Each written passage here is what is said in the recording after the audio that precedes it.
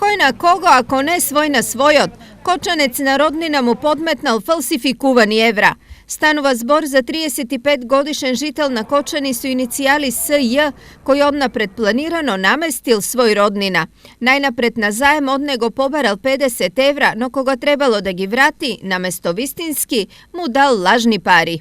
Со намера да се стекне со противправна имотна корист, пуштил во оптек една фалсификувана банкнота во апоени од 50 евра, на тој начин што на 2 октомври годинава ја дал на негов роднина, кој што, не знаејќи дека истата е фалсификат, подоцна по 3 дена, односно на 5 октомври годинава, ја дал во менувачница во Кочани за да му биде заменета за денари.